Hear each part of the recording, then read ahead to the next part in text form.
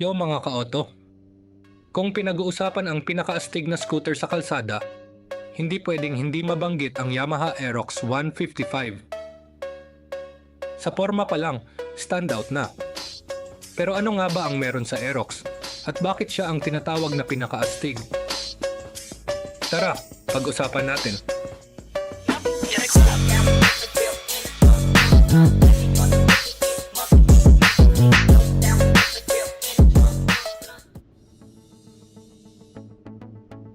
Ang Yamaha Aerox 155 ay may dalawang variant, Standard at ABS. Ang Standard, habang ang ABS version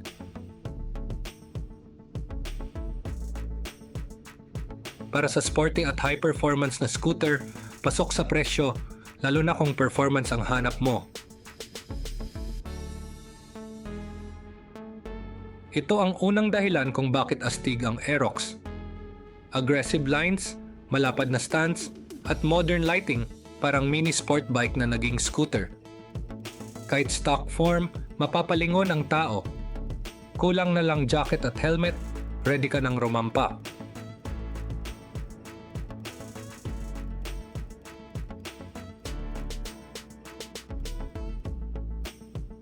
Ibig sabihin, mabilis ang response kahit anong RPM.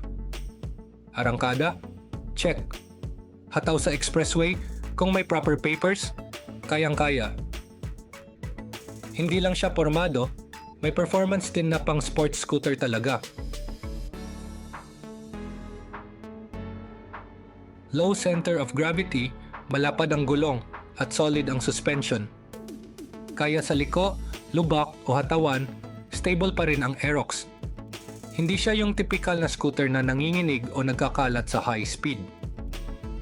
Kung trip mo ang spirited riding, bagay sa'yo to.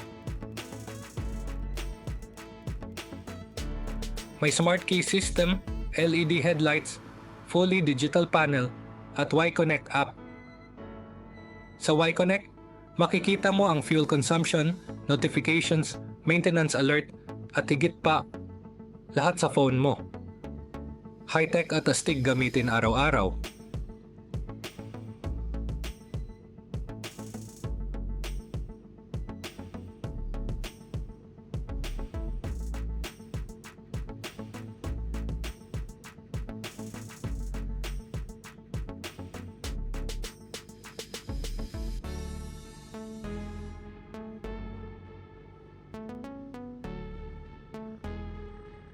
Hindi man kasing lakas ng big bikes, pero may presence ang tunog ng Aerox.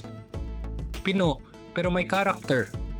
At dahil sa laki at itsura, para ka na ring naka-mid-size motor sa unang tingin ng mga tao. Kumbaga, may dating talaga kahit stock pa lang.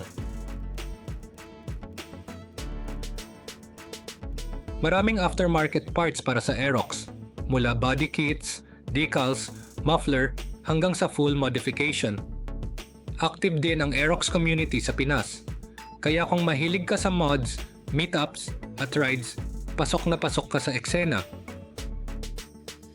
Kung gusto mo ng scooter na hindi lang pang commute, kundi pang forma, pang performance, at may matinding forma, Yamaha Aerox 155 ang pinakaastig na choice.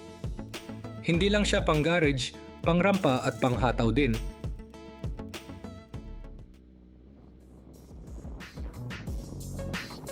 Ikaw, naka-Aerox ka na ba?